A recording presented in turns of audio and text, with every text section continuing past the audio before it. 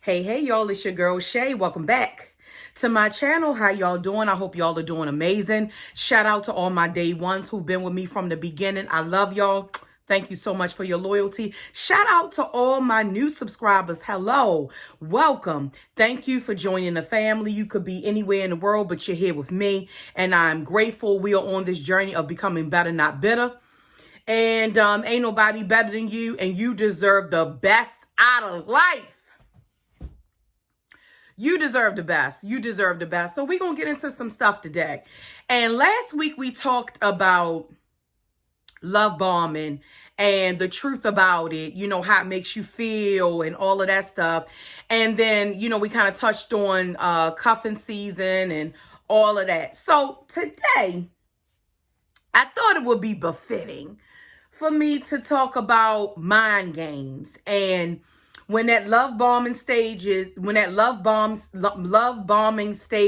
ends, what's next? What's next? So you could be on the lookout. You know, because it could be somebody that's really into you and they may not be love bombing you. They may just be loving on you. So if this is not followed by that, then you know it's true, right? But give stuff time. In relationships, you really have to give things time because time reveals all. And sometimes we're so impatient in our lives that we don't give it time. Okay? We don't give it time. If you feel like you need counseling, around any relationship issues, please see the links that I have below to find a therapist in your area and to contact someone if you are in a mental health emergency. Because talking about this stuff, and if you're experiencing these things, I don't want to trigger you in any way. But if you are having a mental health emergency, please look at the links down in my bio. No, in my description bar, and you'll see how you can seek help. So I'm putting my glasses on today because we reading them. We reading them. Okay. All right, y'all. I took my little weave out. Got my hair breathing. Scalp was all toe up. But my girl Danny got me right. Shout out to my hairstylist Danny. She blew me out and got me right. All right, y'all. Let's go. What happens after love bombing? The mind games. We talk about mind games. Let's get it. Let's go. I think I have 8. It may even be 9. Y'all know I like to stick with the number 8, but whatever. We're going to get into it. Number 1. They begin to devalue you.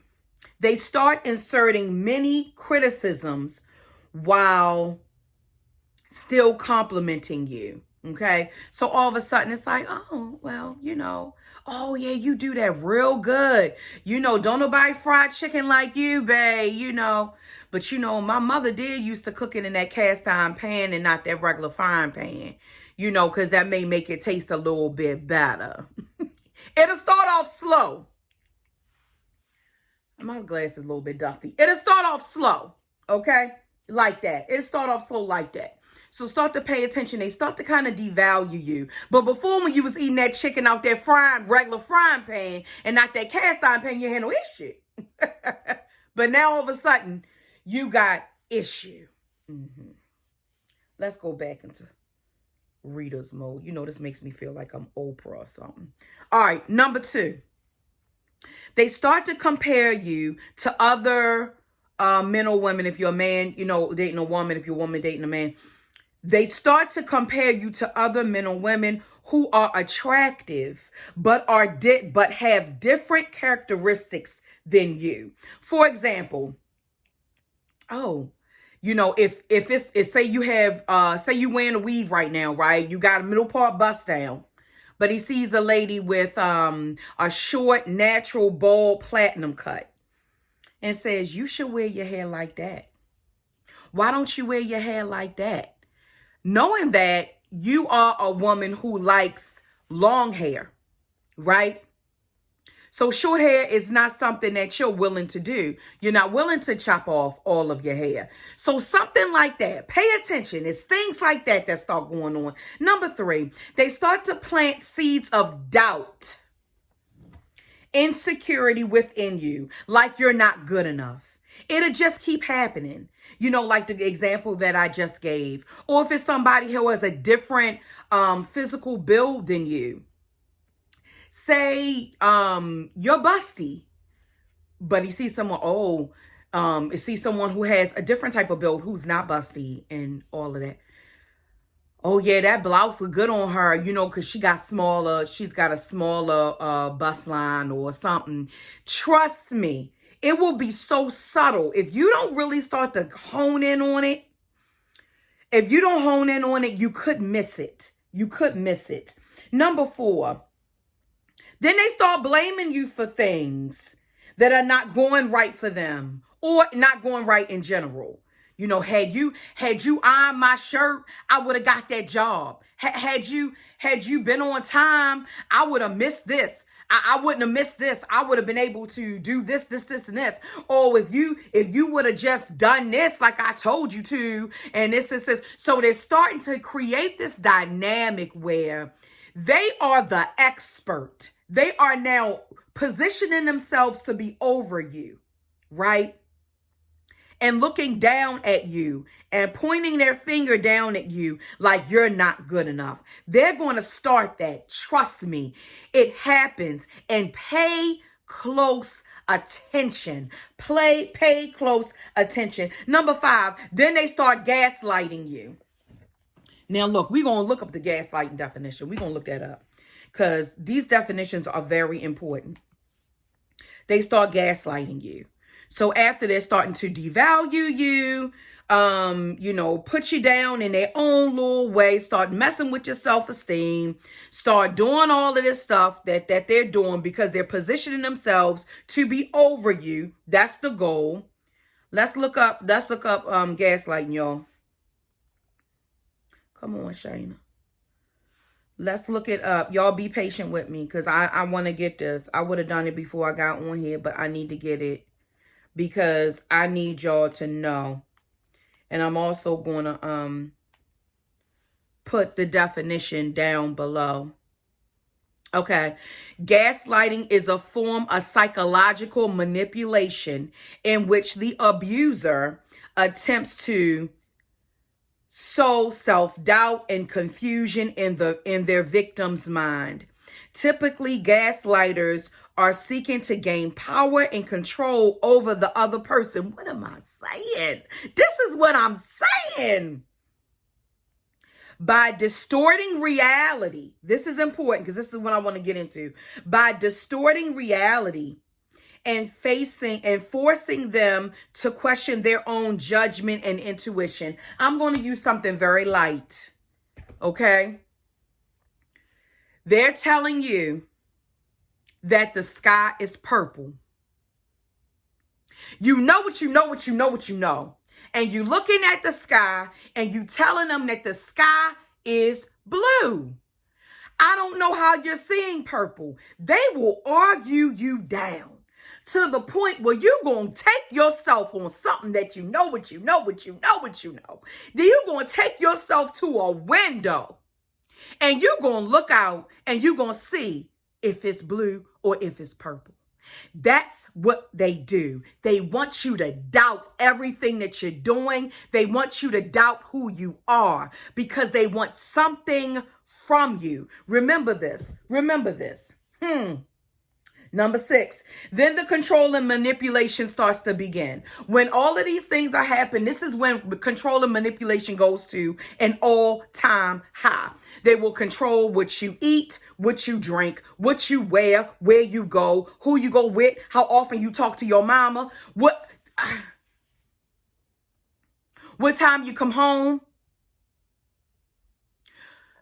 Bother you all day at the job. And see, the thing about it is that a lot of times they don't have much going on because remember that they want something from you. They may not even be working right now. I'm just being honest. It has happened way too many times. Okay. Number 7. They may even start to begin to become physically abusive. They may. This is Domestic Violence Awareness Month. I believe it's Intimate Partner Violence. It's what they call. Look, I'll have some resources down below. You do not have to do this by yourself. You do not have to be alone. You can. But the thing about it is, like anything, you know, in your own time, if you're feeling threatened, you do not have to stay in that situation. There is help out there for you. There's help out there for you. So like I said, I'll list those things down in the description bar. Number 7. I think that was number 7. And I'm just going to continue this, and this will be number 8. So it is 9 things that I have. It is to be number 8. You feel embarrassed and down about yourself. That's the goal. Once you start to feel embarrassed and down about yourself, then now you're questioning everything that you've ever done. You're questioning how you even feel. Like, should be feeling this way? Am I feeling crazy? And the goal is to keep you on this thing so they can just get what they want from you. Okay? And you start to self-isolate yourself because you're embarrassed that someone's treating you this way. You're embarrassed that you got into a relationship with someone who's trash. This is what I want you to remember, and I need you to really hear me good. You are the victim. You are the victim. And what that means is it's not your fault. They are so crafty and so shifty and so shady that some of these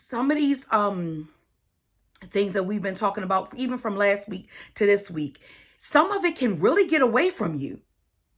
It can really get away from you if you're not paying close attention. And then all of a sudden you're finding yourself in this emotional abusive relationship, or even sometimes physically abusive relationship, and you want out and you don't know how you got there. Take your time and slow down. Don't let your libido run you. Okay? Take your time and slow down. It's not worth the race. And then number 9, last but not least, you forget that you are the prize and that they wanted you more than you ever wanted them to begin with. You start to really, really question. Like, oh my God, how are you so enamored when they ran you down? They literally chased you down the street. Okay? To make you making you feel like you were the pursuer. If this is happening to you, I need you to comment down below. I need you to thumbs up this video, letting YouTube know that you like my content. And I need you to seek help with the links down below if you feel like you need to. Okay? I have a couple things I want to say. Let's go. You can reach out for help. You don't have to go through this. Go and get out. You deserve better and you can do better. A lot of times when you get into these types of relationships, they make you feel like you cannot do any better. They have played so many mind games with you to the point where you feel like you cannot do better. That is nothing but the enemy in your ear. Remember, the enemy's job is to steal, kill, and destroy. And that means that means your spirit. And guess what? It all starts in the mind. You can change your whole life with the way you think. So the first thing the enemy is going to go for is your mind. Remember that. You are valuable. You are important. You matter. That's it. That's all I had to say, y'all. That's all I have to say. And I feel it really important to talk about this in this state of dating, in this state of rushing, in this state of this microwave everything. Slow down. Slow down. It will happen in its season. And when God's timing comes, God said he will do it swiftly. That's the word. All right, y'all, that's it. That's all. Follow me on the gram. I'll be talking about whatever feels good to my soul. And don't forget to thumbs up this video, comment down below. If you need some assistance, follow down in the description box and see what it is that you need. You don't have to suffer alone. All right, y'all. Brings me to my spiel. I hope this message has inspired you. I hope this message finds you blessed. Don't forget to like, comment, share, and subscribe. And I'll see you all in my next video.